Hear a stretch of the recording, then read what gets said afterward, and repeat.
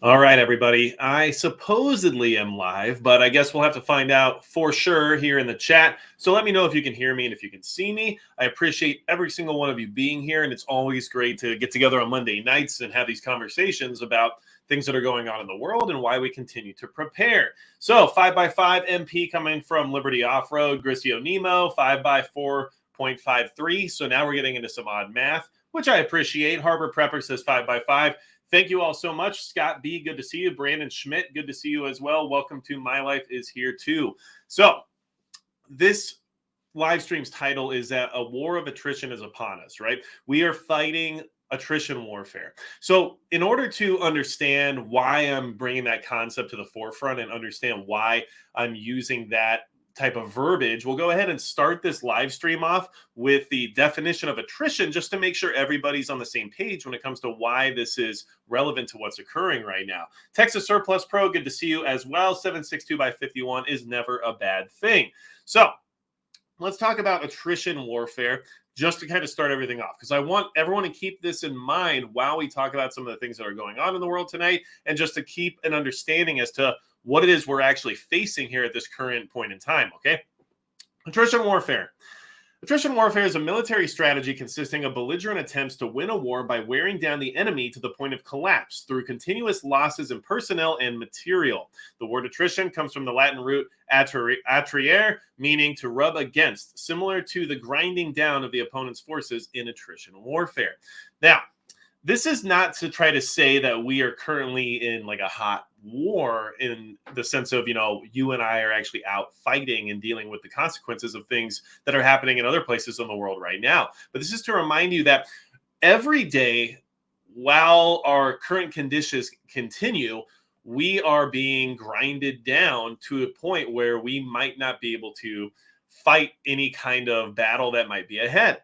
And this is something that I think we should be considering, not just from our point of view, but from a global point of view. People around the world are being forced into these situations that are desperate and difficult and challenging. And it might get to the point where this attrition warfare eventually pays off, because one side usually succumbs to the fact that they run out of resources, they run out of energy, they run out of personnel before the other side. And generally, the side that wins during a battle of attrition is the side who's able to continually resupply for longer and more quickly or efficiently. And of course, people like ourselves, we don't have access to the logistical systems that governments around the planet have. So their logistics will keep them up and running for longer versus the average person who's struggling every day just to keep food on the table and trying to make things work paycheck to paycheck and everything else. So this war of attrition is something that we are fighting currently. And I want everyone to be aware of that, because it's going to make everything we face in the future more and more difficult. And it's unfortunate, but it's just where we're at this point in time. And with some of the happenings that are occurring with all these other things, what's going on, Moldy Soldier? Good to see you. Some of the things that are happening around the world, and some of the things that are happening here in our country as well as other countries, should kind of bring that point to the forefront for you and make you really think about the idea that, why are they doing these things? Why are they prioritizing this level of control? Why are they trying to push people into these desperate situations, into a corner where they feel like the only way out is to lash back out? Why are they forcing some of these control measures into place?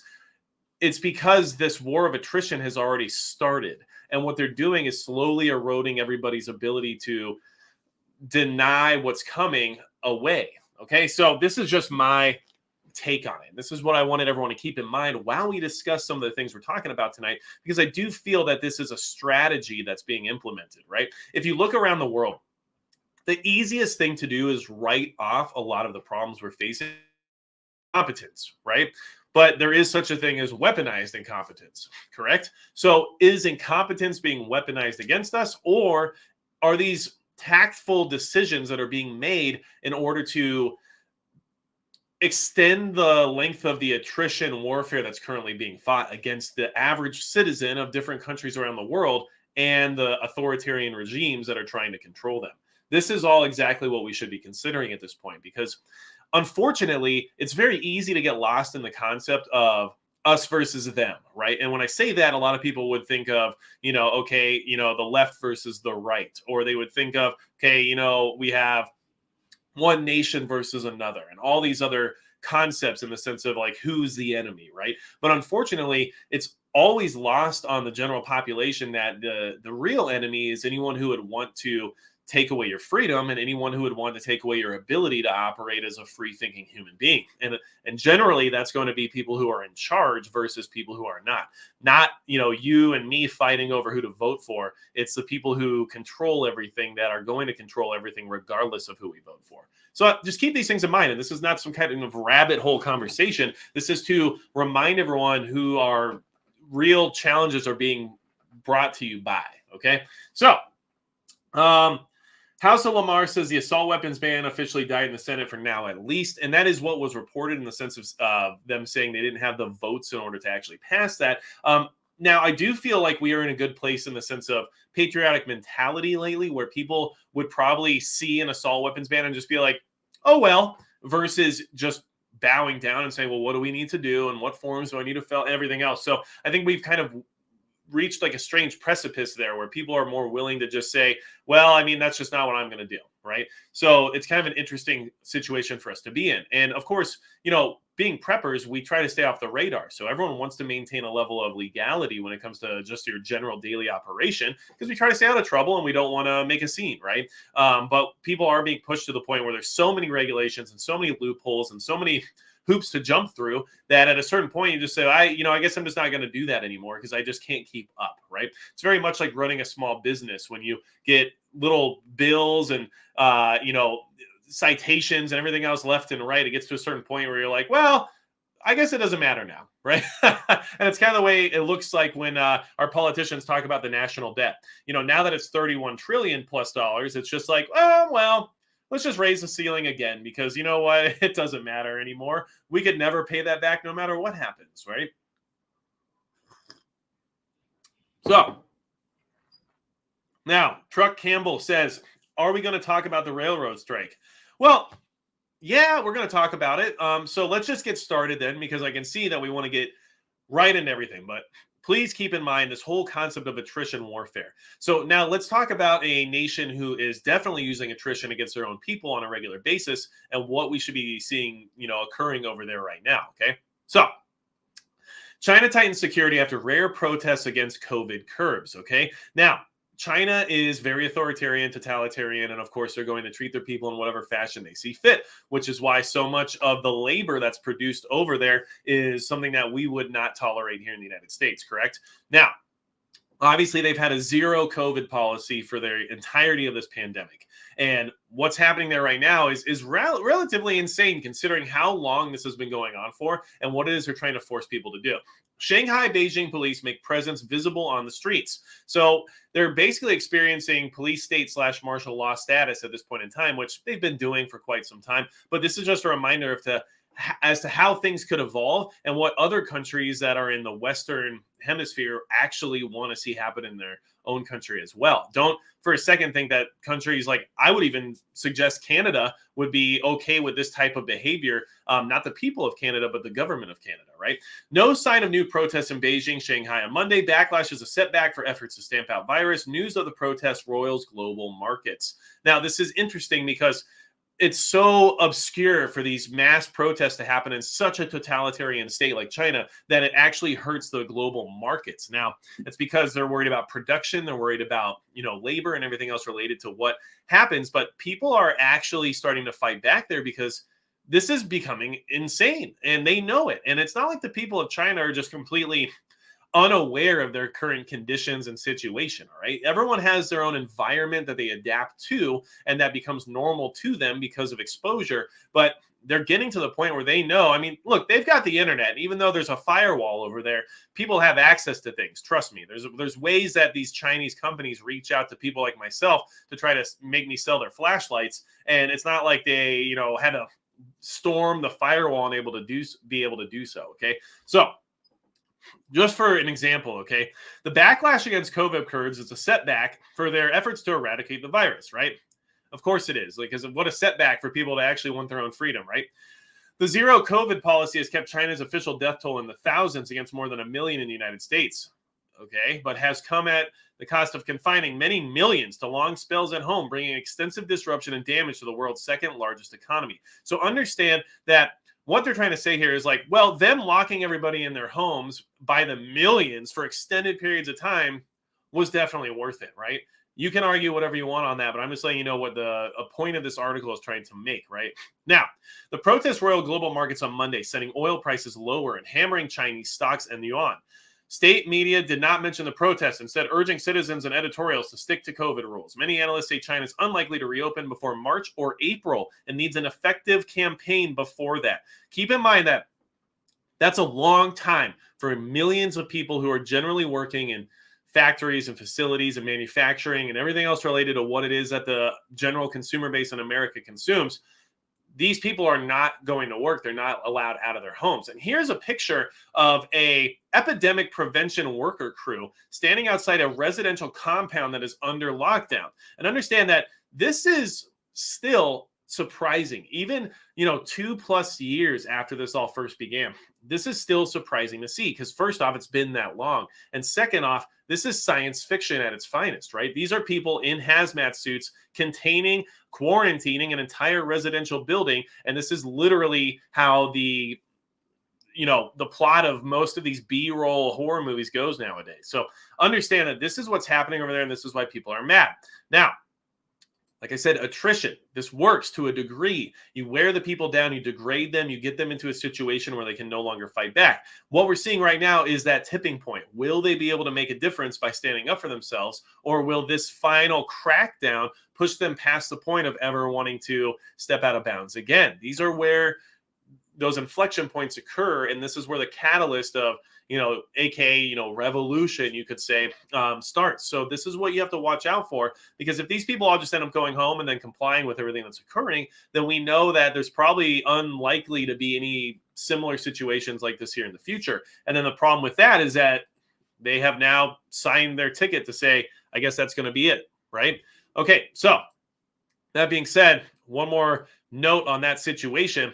We have Amnesty International saying the China government must not detain peaceful protesters as unprecedented demonstrations break out across the country. So what they're trying to say is that, they really shouldn't arrest all these peaceful protesters. They need to show an example to the rest of the world of how to handle these people, and they need to show that they aren't as a totalitarian or authoritarian regime as everybody else perceives them to be. But here's the thing, and this article itself isn't really full of any relevant information per se. It's the idea behind it that I wanted to discuss here and to give you guys some ideas about, okay?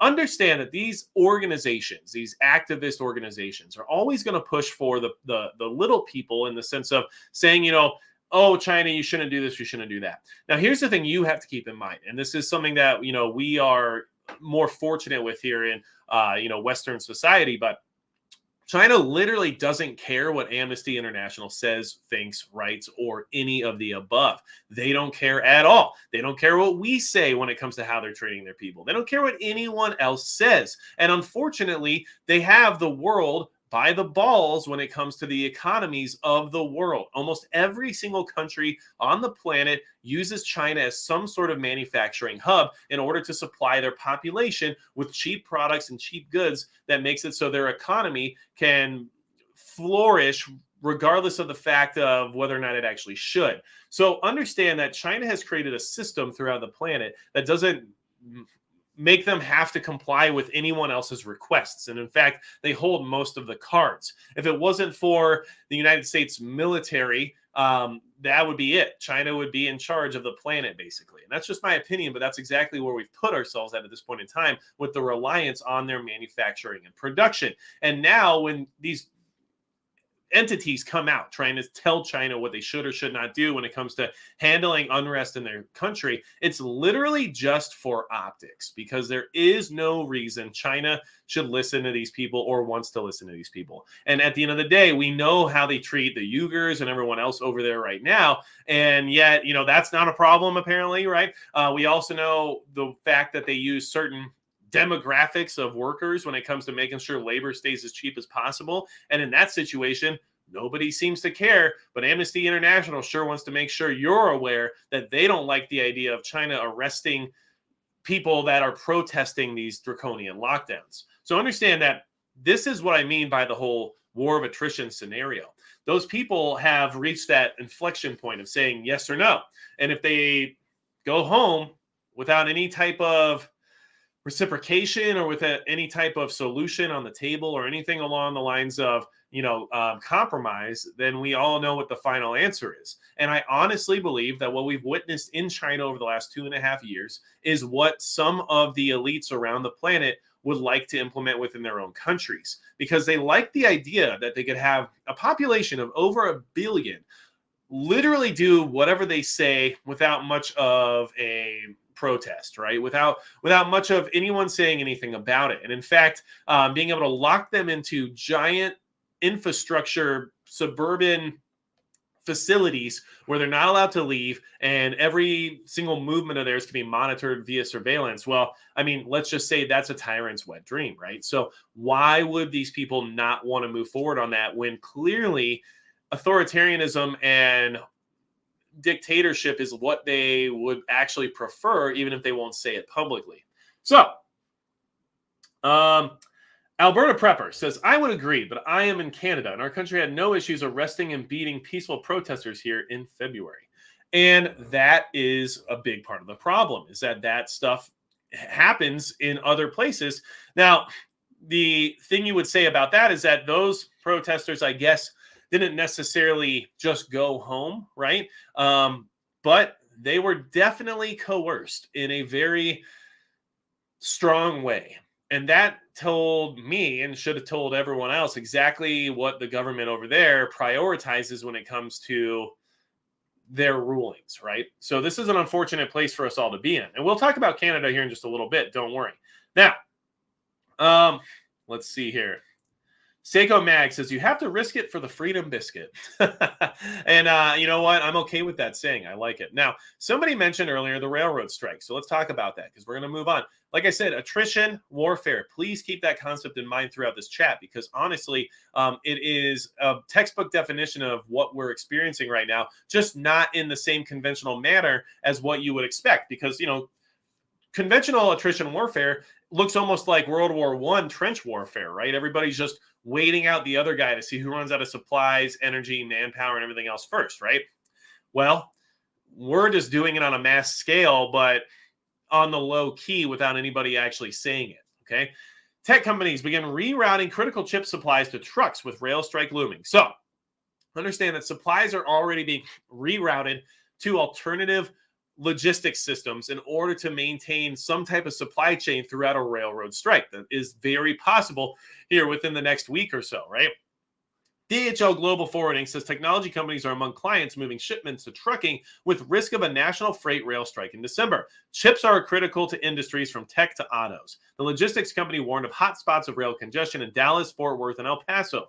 More trucking capacity is available now versus September when a strike was first threatened. Now understand, the thing you should take away from this, and this is just how I interpret it, is the fact that we are in such a serious microchip shortage. We're in such a semiconductor shortage at this point in time that these companies are already preemptively trying to figure out other ways to get these things distributed, even if the railroad strike is averted. They're already moving this product into another form of logistics. And the reason behind that is because we're so far behind in that industry that we may not catch up for a very long time or ever. It just depends on how things work out here geopolitically over the next year or so. Because if something catastrophic happens in Taiwan, then we are going to be SOL when it comes to microchips and semiconductors. And people will say, well, they're building a plant in Texas and they're building a plant to build more microchips here in the USA, which is great. And I agree, that is great, except for that's going to take a very long time to get online and to the production level that would be required in order to meet the demand that we currently have that Taiwan is able to supply. So we are finding a very tight situation here when it comes to microchips and when it comes to the logistics system, getting these things from point A to point B. And we are already in such a tight crunch that these companies are moving stuff regardless of whether or not the railroad strike happens. Now, understand this railroad strike could be a big deal, and it could definitely affect me and you directly, regardless of whether or not we want it to, okay? Delays incurred by a rail strike would only add to the late charges shippers pay the railroads on late cargo. DHL Global Forwarding has advised customers of the serious impact that a rail strike could have on their operations, including delays and related detention and demurrage charges. Our first priority has been to make them aware of the situation so that they can prepare for the risk of delays in receiving the merchandise. So the other thing that this should bring to the forefront is the idea that even if it's not just because of the supply, even if these railroad strikes happen, things will become more expensive just by proxy, regardless of the fact that they're not being delivered and demand will outpace supply. There are also going to be additional fees tacked on to all of these products that are now no longer being transported via railway. So this is all an issue that's a very big one if we don't find a remedy for it. And unfortunately, there's a lot of people out there who assume that that this whole thing can be fixed, right? So this whole railroad strike, and honestly, like I said at the beginning of this chat, does this all not feel somewhat strategic, right? Because if a railroad strike actually occurs, how easy will it be for there to be more blame placed from anywhere else besides the people who have created this environment for us, correct? So suddenly a railroad strike occurs, everything goes through the roof in prices, which it has to in order to actually correct to the correct inflation rates, right? Which we'll talk about later. But for this to all go through, they have to shoot prices through the roof. They have to kill demand. They literally have to. So this happens, and suddenly these people, these politicians and these bureaucrats and everybody else who have created this situation have an excuse as to why this is happening now, right? Oh, we had things under control and this happened, right? Well, let me explain why that concept is something we should consider, okay? 400 groups urge U.S. lawmakers to take immediate steps to block potential rail strike, okay? So 400 groups are urging lawmakers. Now, first off, there's an idea that Congress can intervene with this railroad strike and actually prevent it. I'm going to explain to you here in a second why that's not necessarily the case. And it's not as, let's just say, complicated as you might think, okay? More than 400 groups on Monday called on Congress to intervene in an ongoing railroad labor standoff that threatens to idle shipments of food and fuel and strand rail travelers while inflicting billions of dollars of economic damage. Now, that first sentence of this article should tell you a lot. Food and fuel are the two things they prioritize in order to write about because those are the two things that are going to affect you and I the most. And at the same time, we're talking about billions of dollars of economic damage in an already damaged economy that cannot afford this type of catastrophe. Now, all these different groups, right? They have U.S. Chamber of Commerce, National Association of Manufacturers, we have the National Retail Federation, National Restaurant Association, American Petroleum Institute, all these people are urging Congress to do something about it, right? You have to do something about it. The risks to our nation's economy and community simply make a national rail strike unacceptable, says the letter to congressional leaders seen by Reuters. Therefore, routers, I don't care, just whatever I wanted to say, okay? Therefore, absent a voluntary agreement, we call on you to take immediate steps to prevent a national rail strike and the certain economic destruction that would follow, okay? A rail traffic stoppage could freeze almost 30% of U.S. cargo shipments by weight, stoke inflation, and cost the U.S. economy as much as $2 billion per day by unleashing a cascade of transport woes affecting the U.S. energy, agricultural, manufacturing, healthcare, and retail sectors, okay? Now, here's what I want everyone to understand, okay? Oh, and the White House said it's unacceptable, right? So, first off, by the way, we have until December 9th to resolve this whole situation, okay? First, you already have the White House and politicians and Congress all saying that this is not going to be acceptable, right? So they're already trying to create the optics around the situation in order to pass the blame. We don't agree with this. We don't find it acceptable. But if it happens anyway, then they can come back and tell you, well, we told you that we weren't okay with this, but they did it. The railways did it. It wasn't us. And now everything that happens afterward is their fault, not ours, right? Which we all know that none of this would have happened if they didn't make the terrible decisions they've made over the last couple of years. That being said, here's the thing you have to understand. Sure, can Congress come in and start putting different things into place in order to prevent a rail strike from occurring? Possibly. Can they make a compromise that would allow for things to move forward in the sense of the unions getting some of what they want in order to move everything, forward when it comes to this rail strike? Yeah, I think so. Also, I don't know why my screen's doing what it's doing right now, so that's kind of weird. Let's fix it. Hold on a second. I'm going to help you. Anyway, here I'll just do something else. But what I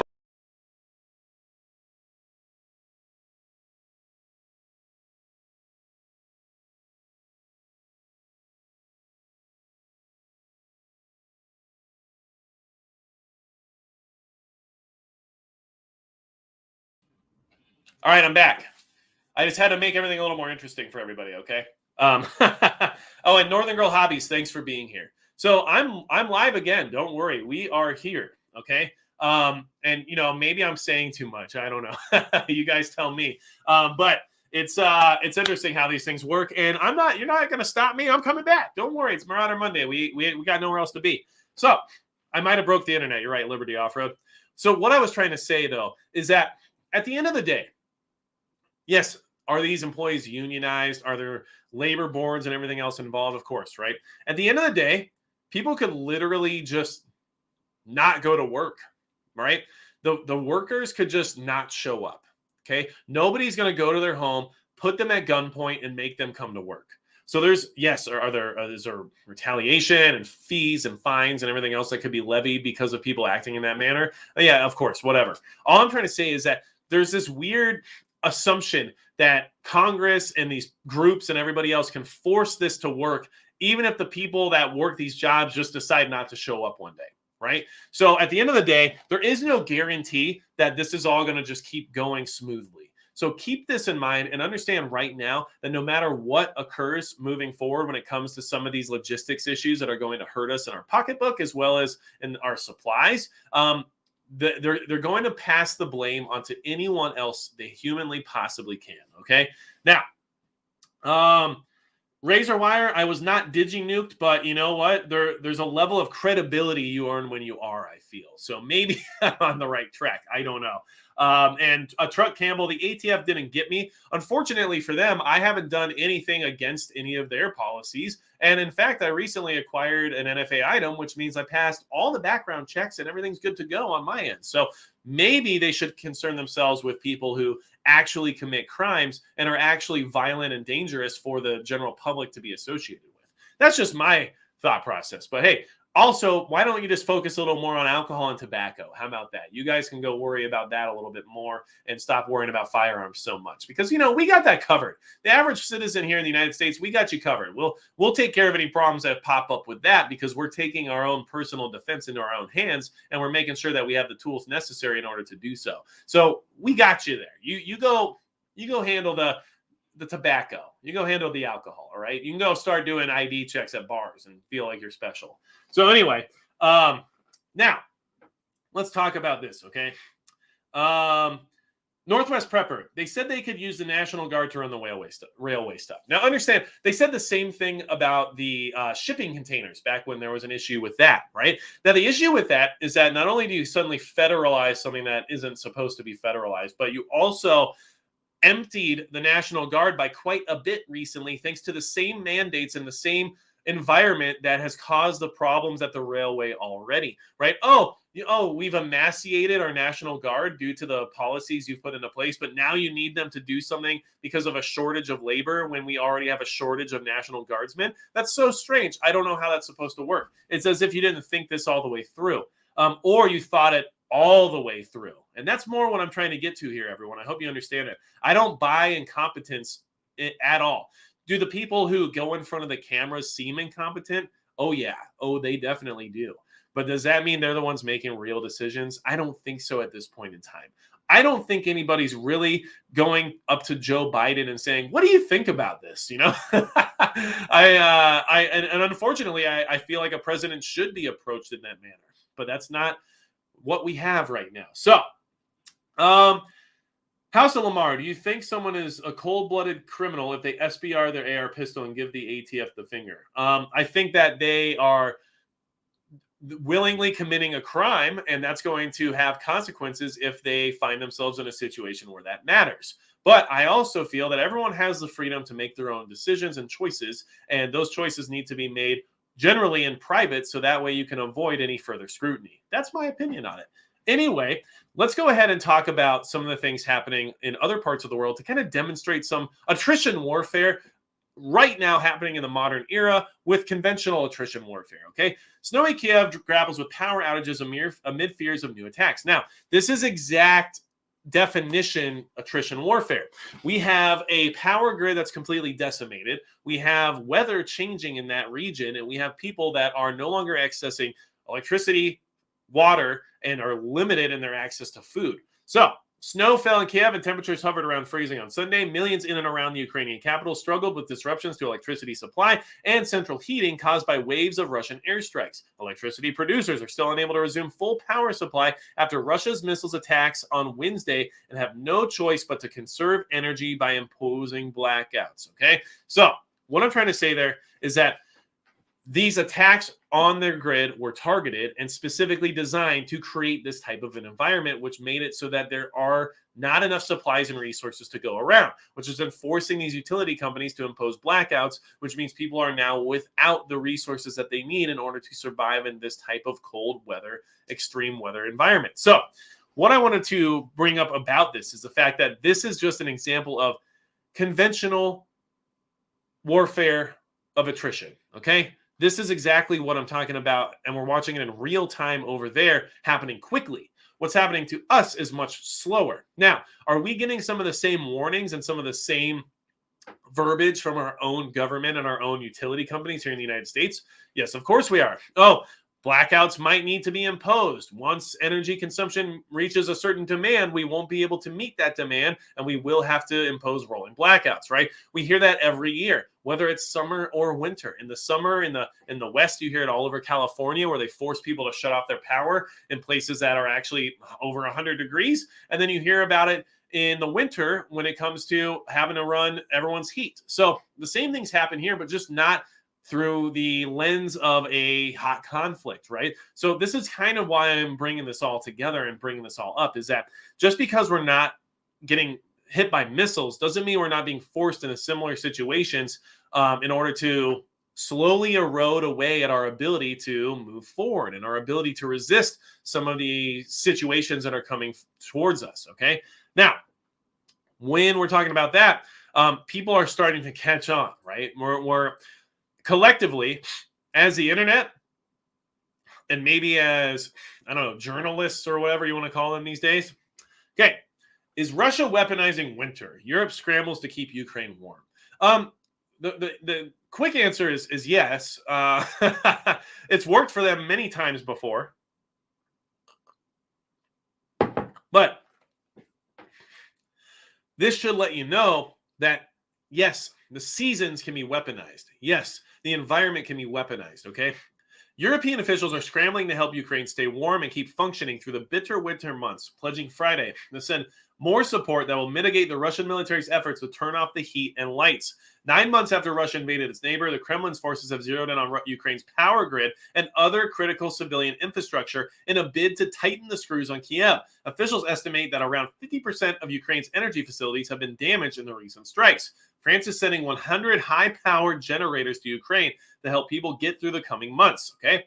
Now, a couple of things we need to keep in mind when it comes to this situation.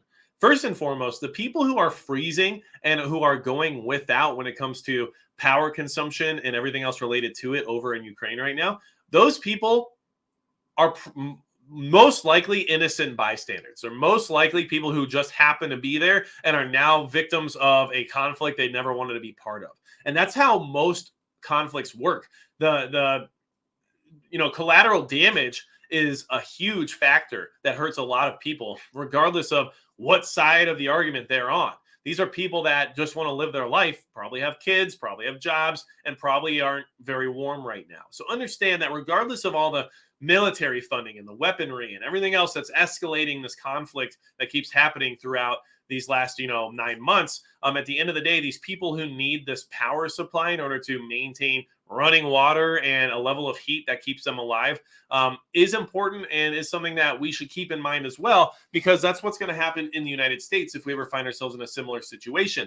If the power gets shut down, I would hope someone else would help those people out. And as preppers, being part of a MAG, that's a big part of what we do. If someone in our MAG suddenly is without heat in the middle of winter, one of us I would hope would supply a heat source of some kind, right? It's the right thing to do.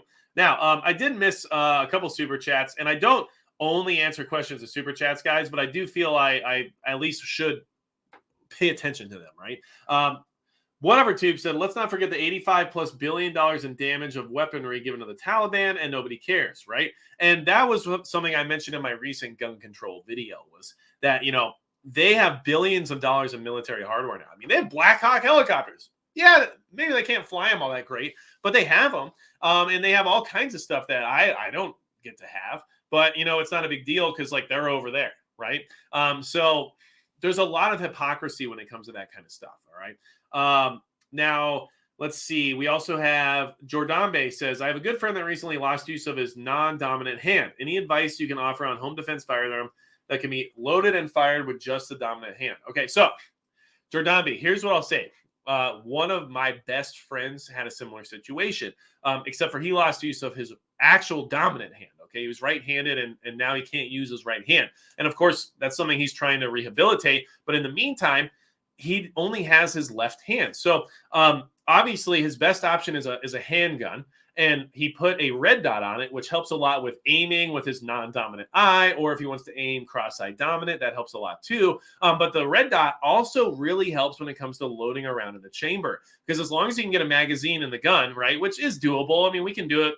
You can stick that magazine between your knees, plop the gun on top, slam it down on your table, whatever you got to do, right? But what I'm trying to say is that with the red dot on top, it gives you a surface in order to catch the edge of like a table or a door frame or whatever and rack the slide and get back to business. So for him, that's been a very good option and a good alternative to only having, access to one arm. Now, the other thing I'll remind you of, and now this is something you might really want to mention to your friend, is that this is exactly what AR pistols and braces is for. And a pistol brace on an AR is specifically for someone who only has one arm, right? And it helps them the most out of anyone else, because the rest of us are just trying our best to brace the firearm more properly to be able to discharge it in a more safe and efficient way, right? Because safety is number one. But for someone who only has use of one arm, the pistol brace becomes even more of an asset for safety and efficiency. So that's something you might want to look into because, I don't know exactly how they'd want to run it, but maybe you strap that thing on your arm and just don't take it off. I don't know. That's, maybe that's the option there. But what I'm trying to say is, that's what that's for. I'm just throwing it out there. Okay. Now, let's see here. House Lamar, honestly, the astigmatism thing, I think it's a little blown out of proportion. If you get a high-end red dot or a larger MOA, it actually helps quite a bit. I have astigmatisms, right? I have a 6 MOA dot on my Romeo 2, as well as on my Holosun 407K, and the 6 MOA is much crisper than my 3.25 MOA in my RMR, or even than my 2 MOA dots on my aim points and my other Holosuns. And the reason for that is because the larger size is easier for like my eye to see, I guess. I don't know how else to say it, but I have a bad astigmatism, don't get me wrong. And I also had LASIK surgery, which basically forces an astigmatism upon you in many ways when it comes to light and starburst. So I'm just letting you know that my experience shows that the larger MOA dots tend to be better, and that might be a route for you to try out. Now, Dion Garza, thank you so much. EOTech was the worst for me when it came to that, by the way. So EOTech for me is really bad when it comes to fuzziness. So that was like not even good. But my aim point, Comp M5, good to go. But honestly, that Romeo 2 6 MOA dot is like a perfect circle. And I have an astigmatism. So I'm just saying maybe larger is better. Okay, now moving on. Since we got started talking about firearm stuff, and I never have a problem with that. All right, you guys know what's been going on with Canada, right? And I'm talking about this whole war of attrition scenario because these things are really happening. All right. Now, this is from the Calgary Herald, and this is something I want to share with everybody because here's the thing. Right now in the prepper community, we have some interesting, let's just say, forks in the road occurring. We have some new ideology entering the mix, right? And there seems to be a lot more emphasis coming in when it comes to the idea of self-defense and the possibility of a group needing a defensive organization, let's just say, okay? Because I don't want to, move directly to the idea of like a militia, right? Because there's a lot of negative connotation with that in some forms. And that's not me saying that the idea of the militia is negative. What I'm trying to say is that there are militias out there that have created a less than ideal branding, let's just say, okay? So what I'm trying to say is that preppers seem to be coming, especially the newer preparedness-minded folks that are coming into the mix. Let's just call ourselves Minutemen, which I like much better than militiamen, due to the idea that Minutemen are generally, when it comes to preparedness, ready to react to a threat when the need arises, right? That's the idea. We're not looking for trouble. We're not trying to find ourselves on the attack or anything along those lines, but we are ready to respond if the time comes, okay? And hopefully I didn't piss any militia people off. That's not what I was trying to do. All I was trying to say is that when it comes to the new thought process I'm seeing a lot of in the preparedness community, it's not militia mindset, it's more Minuteman mindset. I guess if you can understand the differences anyway.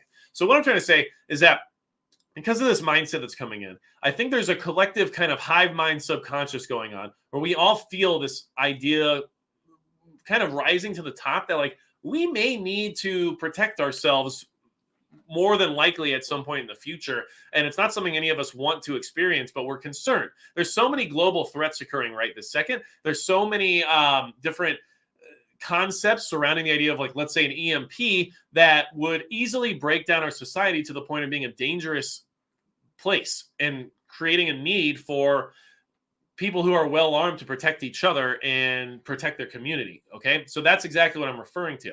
Now, Canada has an interesting article here from the Calgary Herald that relates a lot to this concept. And I want everyone to really pay attention to what they're trying to say here, because this is very interesting. And this is something that I didn't hear a lot of people bring up when it came to some of this stuff that's been going on with their gun bans and stuff like that. Okay.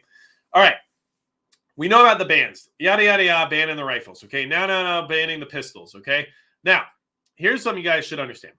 Calgary was established as a military fortress in 1875 by armed police officers. Guns were tools of their trade, and as Calgary grew into a municipality during the Northwest Rebellion, a necessity, Canadian participation in the Boer War translated growing military power into international political standing, spawning what author James Wood called the militia myth. Standing armies were costly, and Canadians won laurels overseas without one.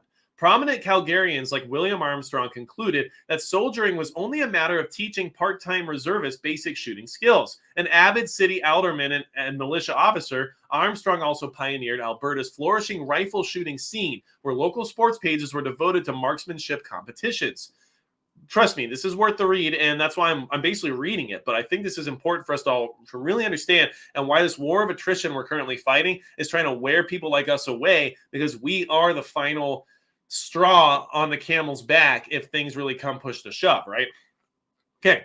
Armstrong created Calgary's first infantry unit in 1910, and the 103rd Regiment, Calgary Rifles, quickly recruited to capacity.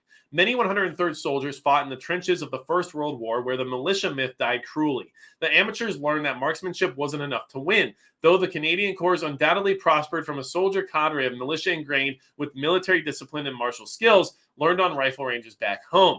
Shooting remained popular after the war. Handguns were federally regulated from 1892, but rifles had few controls for decades afterwards. No one objected to teenagers keeping rifles in their lockers for use on high school ranges. Bad things rarely happened, and when a teenage militia sergeant named Don McLaughlin accidentally shot himself carrying his rifle home from the Miwata Armory in 1925, it was headline news. The 103rd Rifles disappeared in an interwar reorganization, but shooting remained an important part of military training. When the Second World War started, the militia once again formed the nucleus of an effective overseas army. Calgarians earned new laurels, including Don McLaughlin, who commanded the Calgary Highlanders in Normandy. He had been such a keen militia officer before the war that the Calgary Albertan fired him for taking too much time off for training courses. Today, units like the Calgary Highlanders train on rifles nearly identical to those banned in 2020, although the armies can fire fully automatic, a capability forbidden for civilian firearms in Canada decades ago. Most useful military rifle training is actually done with semi-automatic fire. Calgary's nearest military range is a 4-hour bus trip, a burden for reserve units, which only train a handful of hours each month. Until the ban in 2020, private access to AR-15s was an excellent way to augment this essential core training on firearms functionally identical to their military counterparts. Canada's secure borders, high standard of living, and strong alliances have given us the luxury of making national defense a low priority. We feel so safe that Canada, convinced it could never happen here, has shipped some of its military-style rifles to Ukraine, where citizen soldiers fight for their sovereignty. If subsistence hunters have a reason to own semi-automatic military-style weapons, it seems odd to simply ignore the long tradition of Canadian reservists also having private access to the tools of their trade. All of our wars seem to take us by surprise, and even the ones we know about catch us unprepared. Depriving soldiers of the ability to hone military skills privately seems short-sighted from a purely historical point of view. Okay? Do you guys understand why I read this article to you? This is so relevant to what's happening in Canada, to what's happening in the United States, to what's happening all around the world. And yet everybody is throwing billions of dollars of equipment and funding over to Ukraine to do exactly what things like the Second Amendment was created for, to fight a foreign invasion and tyranny, right? And regardless of your thought process on, the argument occurring in that conflict, at the end of the day, our governments have no problem funding these situations when it has nothing to do with their own citizenry. And that should concern you because they're okay with the idea of those people defending themselves from a tyrannical, overreaching government authority. And the same goes for people in some Middle Eastern countries. I mean, look what happened in Syria and look what happened in the Arab Spring and all these things that came out later showing that we actually funded most of the weaponry that those groups were using at some point against us. But at the end of the day, they're funding those people, no problem at all. But when it comes to us, we're in Canada or in the United States, they're taking our guns or they're making it harder for us to be legal gun owners every single day and every step of the way. And it's for what reason? I mean, why would anyone, let's, for example, say, why would Russia not want us to keep giving Ukraine weaponry? I mean, why would they be upset by that? I mean, is it because they are having a hard time invading Ukraine because of it? Is it because they can't implement their will amongst the people there? I don't know.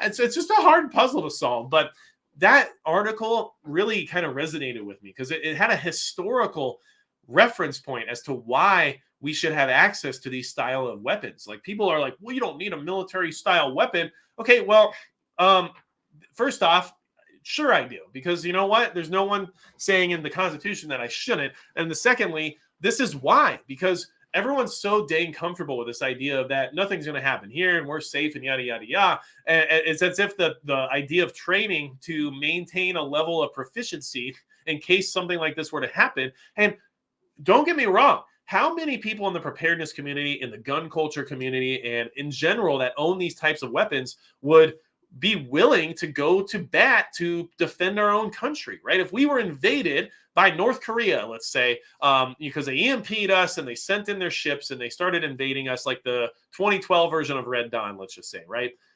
Don't get started on that. That's not what that poster is. You guys know that. But what I'm trying to say is that how many people would say, that's it, you're not coming into my country, right? Of course. But, of course, that idea is just, that's crazy. That would never happen, right? So that article kind of said things in a way that I couldn't even articulate myself, which is why I wanted to read it, because this is the problem. They know why they don't want us to have guns. They know Canada knows why they're banning these guns from people. And it sure as hell isn't because, hunters don't need them, right? And I am aware, a lot of comments on my gun ban video came through saying, well, just so you know, in Canada, you're not allowed to defend yourself with a gun. So that's why they keep referencing hunters, right? Yeah, I do know that actually. And that's the problem. The problem is that you're not even allowed to defend yourself with a gun. So instead of talking about these guns for exactly what their purpose is and exactly for why we probably need them, you're going to capitulate to the idea of hunting instead because, well, we can't technically use them anyway. Technically this or that. Talk about them for what they are so you can try to restore some of what this is meant to be. Because by just capitulating, it hasn't worked, has it? 30 years ago when everyone said, well, these are good weapons for hunting and SKS is actually a decent deer rifle. Did that work out for you now? No, of course not. But back then it seemed like a good idea to raise that argument to say, well, honestly, you're impeding on my rights to hunt, and that's how I feed my family. That is not the argument that needs to be made, and that's not the argument that works, because obviously it doesn't work, or else it wouldn't have been a problem. But here we are talking about it and post-ban on many of those guns, and with the new ban coming through in a very unfortunate way. So, and sorry if I get heated about that, but it's because I don't think the people of Canada deserve to be subjected to this crap. Like they really don't. It's BS, man. The CCFR is up there trying to do what they can. They're the like almost, let's not call them the NRA of Canada, but we can call them the GOA or maybe the FPC of Canada, and that works for me better. But at the end of the day, like these groups are doing what they can, but they can only do so much. And at a certain point, the people of Canada have to be the ones that say enough's enough, right? And honestly, the big issue is that the capitulation hasn't worked, and yet it continues, right? So stop talking about it being hunting, especially if you're defending the point of having to keep these rifles. Stop crying about like you're hurting my rights to hunt. No, just go right for the meat and potatoes of it, and just let them know exactly what the real fucking problem is. Oops, I cussed. I didn't mean to cuss, guys, but that's how heated I am about this whole situation. So, and you guys know I don't usually do that. So I hope you understand it happened. And sometimes things happen, and I am not trying to create a non-family friendly channel here, but it happens sometimes. Now, let's talk about what's happening in the US, because all this gun ban stuff happening, but for some reason, people carrying handguns in the United States has doubled in the last 4 years. Oh my gosh, why could this possibly be happening? It's because everything's so much more dangerous? No, that's not it. It's because people are scared and worried about being able to defend themselves? No. Is it because people have figured out that police aren't going to be there when you need them? No.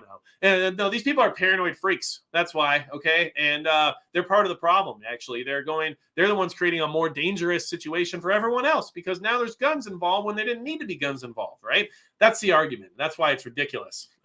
Timothy Larrett said the angry magic prepper. Yeah, somebody go tell Angry Prepper he slipped one in without me even having him on the show, I guess. I guess I conjured him somehow. Yeah, if we just say Angry Magic Prepper, maybe that's another channel I start just to make sure I have a backup plan. And at the same time, then that's like my 18 and up channel where I'm just like, yo, here's what we're doing today, okay? Because I have tried my best to be as like clean as I can be when it comes to creating content. But I guess apparently when I get heated, like the sailor comes out. And no, I was not a sailor. We're not doing stolen valor here, people. I was never in the military. Don't take that the wrong way, please. Okay. Now, yeah, H, exactly. I'm angry about it. And I'm angry for Canadians because, like, I live in North Dakota. There's a lot of Canadians here, okay? And a lot of Canadians come here and support the economy. They shop here. They spend money here. They have businesses here. Like, there's a lot of integration between our states, right? And Saskatchewan's right above me. And it's like, these are good people that just want to be left alone, just like you and me. And unfortunately, they're subjected to a government that is way more tyrannical, and they obviously still have ties to the crown. And clearly, ditching the crown back in 1776 was the right move. So I do feel for the good people up there that are dealing with this, because it's not like every Canadian is pro Trudeau. That's not how this works, okay? But unfortunately, here they are. Now, Northern Girl Hobbies, yeah, I know backup channel might be a good idea. Let's be honest. Travis Martin says I don't have enough F-bombs for that. Well, how about a line cook? Let's just say that was one of my earlier jobs. And I will tell you, if you've never been on a line in a kitchen before in a busy restaurant, I mean, that's a place to learn some words. And also Spanish, by the way, which is where I learned most of my Spanish, was cooking on lines in Florida and California. So, and just so everybody knows, like, yeah, I'm pretty fluent in Spanish. Like I can consider myself bilingual. So, is it a great prep? I think so. Could it come in handy one day? I believe so.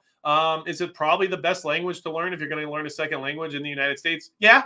The other one would probably be Mandarin, just in case, some kind of future scenario occurs that none of us want to be part of. Anyway, let's talk about this. Okay. So around 6,000 gun owners carried handguns every day in 2019, up from 3,000 in 2015. First off, those are really low numbers. Okay. Because I'm not going to lie to you guys. I carry every day.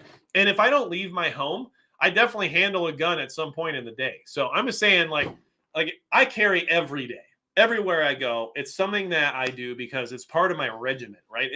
If you make it a habit, it becomes part of your daily life. It doesn't become like a question. It doesn't become a thought process. It becomes, throw the holster on and go, right? So, and here's why this is a weird number to me. All right. The number of respondents to an online survey who said they carried a gun in the last month also nearly doubled from 9 million in 2015 to 16 million. Okay. So now we're talking about 16 million people a month are carrying a gun. Now, for 16 million people to carry a gun within the past month, but only 9 or 6,000 have carried every day seems kind of weird and off to me ratio wise. I can understand these numbers being different from each other, because I can understand some people don't carry every day or everywhere they go, and some people work a job where they can't carry. I get it. There's a lot of reasons why you can't carry it. Totally understand. Okay. But that's a huge difference in numbers. So either way, though, we're talking, it went from 9 million people in 2015 to 16 million people carrying guns now. Okay.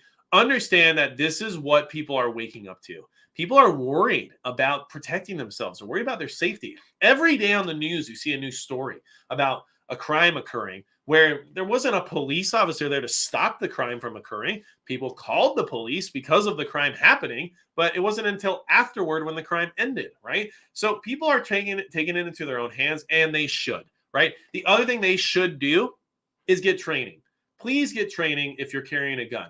I'm not saying it should be required to be able to carry a gun. I live in a constitutional carry state, and I think that that's the way everything should be. But what I'm trying to say is that you should learn how to use your tools no matter what tool it is, right? If you're hammering a nail in with the claw of the hammer, we have a real problem. So make sure you get training, and don't buy the BS that you're told by your local gun store guy or the first forum you find on the internet or whatever it is, because one person will tell you should never carry on a loaded chamber. Someone else will tell you shouldn't have anything that doesn't have a manual safety. Somebody else will tell you that you need a 45 because anything else is subpar. You'll get lots and lots of different advice from different people's perspectives and experience levels. But at the end of the day, the thing that will really actually teach you what you need to do for yourself is actually getting out and shooting and trying things out and being taught by somebody who's competent in order to make you proficient with what it is you're trying to do. So training is huge, and the biggest part of training is maintaining a safe level of proficiency with your firearms.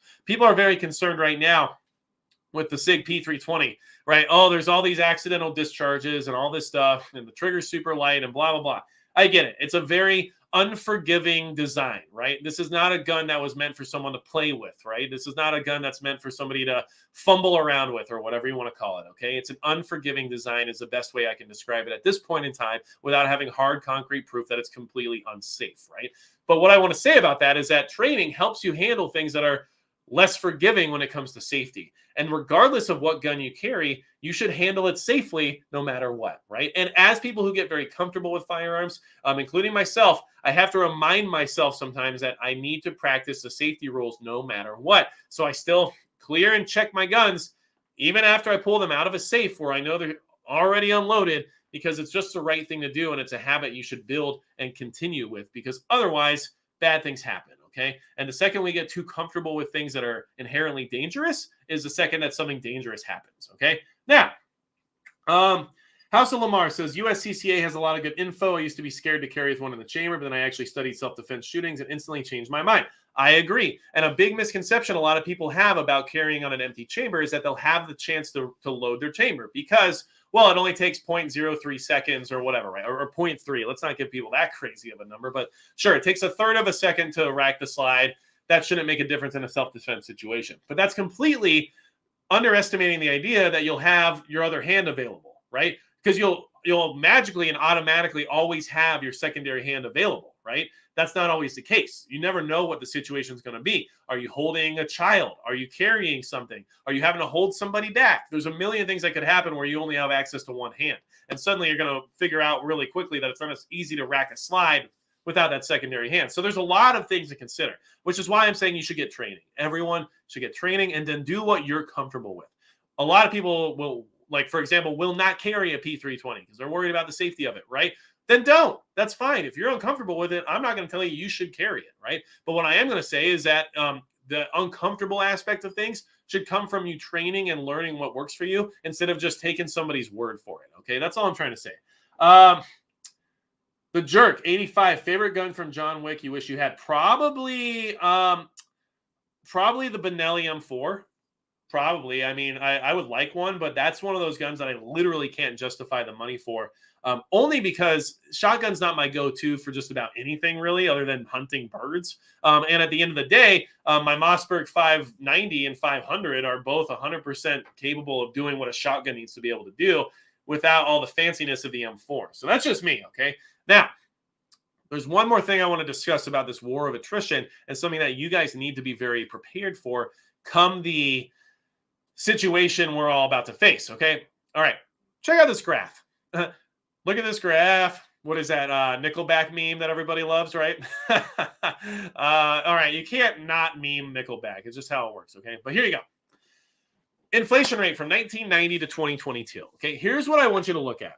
Okay, in 2008, we had a really bad year, financially, economically, and all the things, right? Here is 2009, okay? This is when inflation dipped to a negative percentage rate. Now, what is it they're trying to do to fix inflation? They're trying to stop demand. They're trying to make it so you and I can't afford to spend the money in order to acquire the supply, which makes the supply less expensive, right? So if we can't afford to buy, the supply can't be bought, so the demand goes down, which makes the supply worth less because no one's buying it, okay? Right? The more supply there is and the less demand there is, the less expensive things are. So we're trying to price ourselves out of the game at this point because that's what raising inflation rates basically does, okay? So look at where we are here in 2022. This bar is really high compared to since 1990, okay? So since 1990, we haven't seen anything like this. But we haven't seen the drop-off yet, okay? Here is 2020, all right? And it's still positive. Here's 21. Here is 2022. We have not dropped off yet, which means we have not hit the point where people can't afford to buy things yet to the point where this can correct itself. Now, that's a very simplified way of looking at this. Don't get me wrong. For all the economists in the chat right now, I'm not trying to say that this is the black and white explanation of the economy, right? This is not something that's so easily explained. What I'm trying to say is that you should be prepared for the drop-off situation to occur at some point in time here because it has to for things to correct themselves. If this continually rises, it means that they haven't met their goal yet of stopping us from buying stuff, basically, right? So understand, this war of attrition is also economic.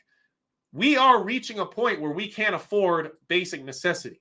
When you can't afford basic necessity, you can't afford to do a lot else either, right? And I'm not going to lie, I'm in that situation myself on a regular basis lately. And it's not, I'm not trying to say like I'm strapped for cash or I'm broke or whatever. What I'm trying to say is that everything just keeps costing more every single day. It's like I can't catch a breath, right? My car insurance is up $50 a month. Why? For literally no reason. Because things are just more expensive now, right? My energy bill is much more expensive. Gas still costs a lot. Everything I do costs more than it used to, right? Oh, hey, I need to build another Target stand so I get more practice in. Oh, I don't really want to buy a $24 2x4, right? Everything is so expensive. Laundry detergent, salt for my water softener. It's like I can't catch a break no matter which way I go, right? And at the end of the day, the things that haven't gone up in value are already inherently expensive because they haven't reached the same level of demand, right? So if everybody's getting priced out of the game, most people aren't spending $500 on a rifle scope, right? Okay.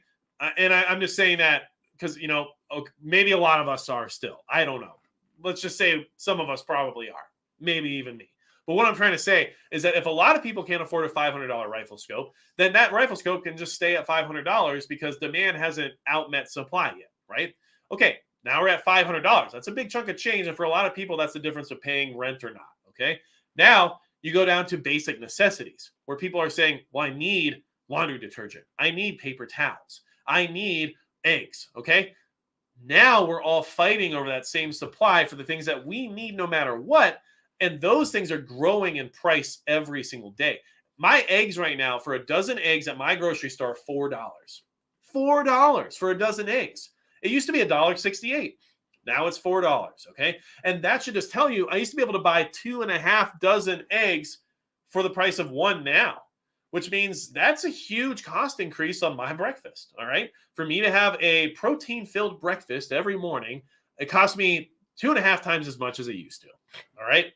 And honestly, I don't buy eggs all the time anymore. And it's not because I can't afford $4.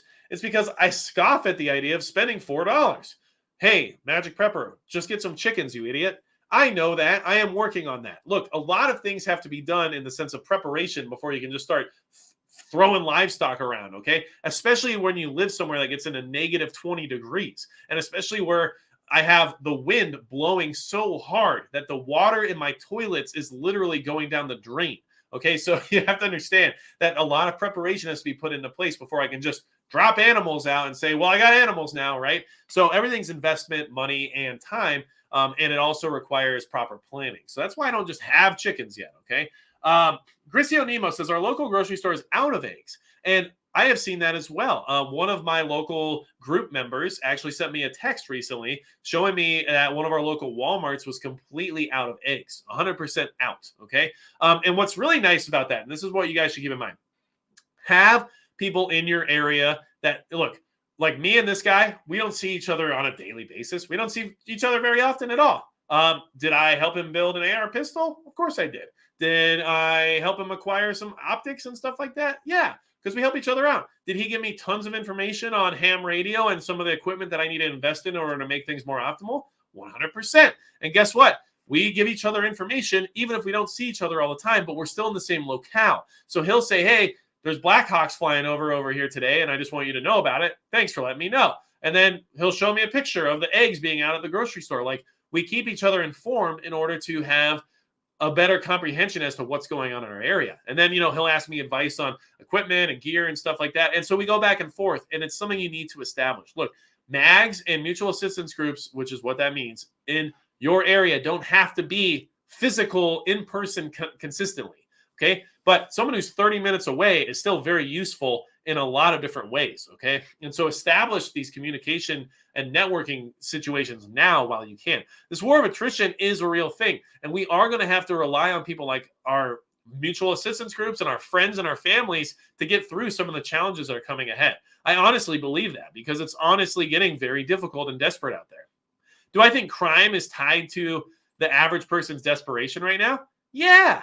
100%. Okay. Look, if you're inherently opposed to crime, right? You're willing to just commit crime when push comes to shove, right? You're someone who's like, yeah, I'll just steal it if it really comes down to it.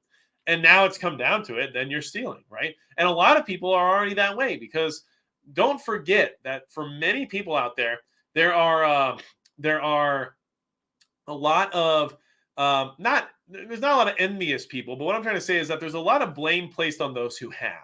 So people have this idea that, well, you have it and I don't. It means you can afford it and I can't. So therefore, if I steal it, you'll be fine and I'll also be fine. And we all know that's not the case. Guys, I put the Discord in the chat. If you want to network and try to meet people in your area, we got state channels there, country channels there, and we just have a good time and chat about whatever, but it's good for networking. Please use it for that, okay? Let's see here. Now, I want to jump on this real quick. Boop, boop, boop. I'm trying my best, okay? H says, I'm mixing up terminology. Inflation has one simple cause, too much money being printed. Demand can affect inflation in the short term artificially, but killing demand does not kill inflation. Right. No, I understand what you're saying, but you got to understand, raising rates, main goal is to mitigate spending. It's to try to get spending down so that way demand goes down, which lowers the cost of goods, which helps inflation. Or that's the basic concept. I understand what you're trying to say, but I also try to keep things very simplified and very layman's on this channel because I'm a layman. And at the same time, I think most people don't want to necessarily dive into the cryptic details of economics when all they're really concerned about is whether or not they'll be able to afford their groceries next time they go to the store, right? So that's all I'm trying to relay when it comes to that, okay?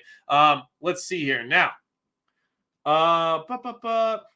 Magic Pepper, if anyone tries to loot me, he's a front yard scarecrow in Manutes. I have no idea what you're trying to say there, but I totally applaud your efforts of using scarecrows as a scare technique. I like that. In fact, I think scarecrows are underrated and should be used more often, okay? Maybe I need one in my field. I think that would be interesting. My neighbors would probably be a little concerned as to why, especially because it wouldn't be necessarily protecting any crops at this point. It would just be because I'm a weirdo who wanted a scarecrow. But still, it would make somebody second guess doing something, at least I would assume. Also, not the worst thing to use as like a test dummy for thermals and stuff like that, right? Let's see if we can see a scarecrow or not. One thing I do want to say is I am working with some thermal stuff. I am getting a video out on that relatively soon here. And it is a really cool thing to have, but the limitations need to be understood. And at the same time, we also have to keep in mind that these pieces of technology that are inherently expensive and are hard to acquire are part of the equation at this point in time when it comes to any type of malicious aggression, okay? Any well thought out or organized aggression that's pointed towards us will have access to these types of devices. So always keep that in mind, because just like owning firearms, one of my, I guess, strategies when it comes to that type of mindset is that I'm trying to level the playing field. I'm trying to give myself as much of an advantage as I can. So I have to take what advantages are being used against me and at least create an equality situation rather than a disadvantage, right? So all those things have to be kept in mind. Very difficult for me. Razor wire. I get it now. Okay. Understood. I still want a regular old scarecrow in my yard. All right. And then let's see. Magic Geek 123. What do you think is the reason that lots of people have an odd notion about battlefield pickups? I think that is a overrated concept for all the reasons you're implying, but I do think that logistics is a good idea to maintain just in case, right? So battlefield pickups, very rare situation. And at the end of the day, like hopefully something that never even occurs. But if that was to occur, one thing that people tend to confuse, I guess, on it is, well, that way, I'm running an AR-15, and then if they're running M4s or whatever, and they're the enemy or whatever, or not M4s, but let's just say AR variants, then, I'll be able to, use the mags and the ammo and the equipment and da-da-da-da-da. And that's great. But at the same time, if you're in a situation where battlefield pickups become a reality, which I hope they never do, and I hope I'm never in that situation, then you also have the access to pick up those other firearms that are now battlefield pickups, which have the ability to integrate with all those other things that you're worried about, like magazines and caliber and everything else. So there's a lot of maybe too much thought process that goes into that. But what I will say about it is that it is a good idea to maintain logistics, just in the sense of surplus, just in the sense of having the ability to have that integration if the time ever came or if the need ever arises, right? So that's why I like 9mm. That's why I like 5.56. That's why I like 308 or 7.62 NATO. I like, military cartridges. And then when it comes to niche calibers, things like, 300 blackout and stuff like that have their place due to the fact that they have received widespread use. They are used by law enforcement and military, and they are also produced by cheaper ammunition companies that produce them on a wide scale. I think, T-Rex Arms was talking about it recently in the sense that, Barnall and steel-cased ammo is produced for 300 blackout now, which means that it's widespread enough to be okay to run as a cartridge. But something else a little bit more niche might be a little bit scarier in the regards of logistics. And I'll probably have a video out soon about non-NATO calibers that might still be worth having based on supply, logistics, and capability. And some of you will be relatively surprised, because I'm sure within that video I will have the need to mention 40 caliber, which has never been my favorite and never been my first choice, but I'm not going to deny that it's widespread in use by lots of law enforcement, and a lot of people still carry it and use it daily. And there's nothing necessarily inherently wrong with the caliber. It definitely does a job. It's just not one I enjoy. So, look, these are all great conversations for us to have. Mark Fallows, thank you so much. Alaskan Ballistics, good to see you, man. I really appreciate it. And hand loading is a good way to go. I agree, especially when it comes to those niche calibers. And let that... Nick Caputo is looking for simple home builds, off-grid living, and stuff like that. Nick Caputo, honestly, everyone's going to have their own taste and their own preference when it comes to prepper channels that do those types of things, homesteading and stuff like that. But if you want to actually do builds and you're worried about how to set things up, honestly, Prepper Nurse 1, Ed over there does a lot of that stuff, and everyone's going to have their own opinions on whether or not they like a person or their personality. So that has to mesh with you, of course, because, a lot of people hate me because I'm just some, idiot that just says whatever I want, and I use my hands too much when I talk. So I get it. But at the end of the day, Ed, builds everything off grid. He's got his own homestead. He's digging a bunker. And the guy films literally everything. So I would say if that's something you're interested in, I'm sure he has videos that are dedicated to some of that stuff particularly. But on a daily basis, basically, you can watch him building up his homestead. So that's a guy I would check out. I like the Prepared Homestead too. Travis over there seems like a pretty cool guy. And I know he has some of that content as well. But it's stuff that you can easily find, and homestead channels have a lot of really good information regarding that stuff. I just don't know a lot of them off the top of my head because I generally watch stuff that, if it applies to what I'm doing at the time, that's probably what I'm going to be watching, right? So once I go out and start trying to like build an earth greenhouse out here on the property, which is something that we have plans for in the future, then yeah, I'll probably be watching more channels that do that stuff. Like Arcopia is one that I know was suggested by Canadian Prepper, who's a guy who has like an earth shelter greenhouse where he can grow vegetables year round in negative 20 degrees, right? So that's the kind of stuff that I would check out too. And Arcopia might be a good channel for you to look into as well if you're interested in that type of stuff. So those are just things I'm saying. Prepper Now says off grid with Doug and Stacy. So there you go. And look, there's a lot of great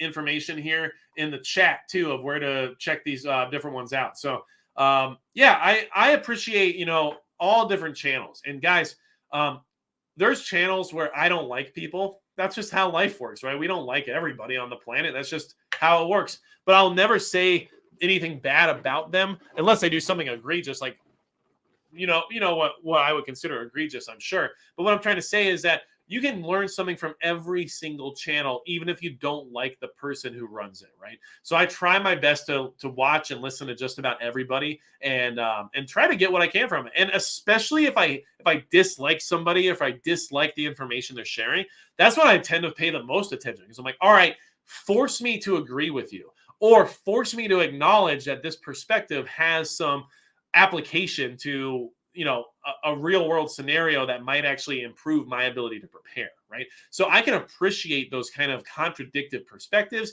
and that contradictive personality trait that doesn't mesh with me for some reason, right? Because it is how it is. And I think over time you kind of just get a feel for the type of people that you mesh well with, and there are people who you just don't. I don't know what to say, Prepper Now says he randomly loads people. I get it, and especially if you've worked in customer service or in the public at all.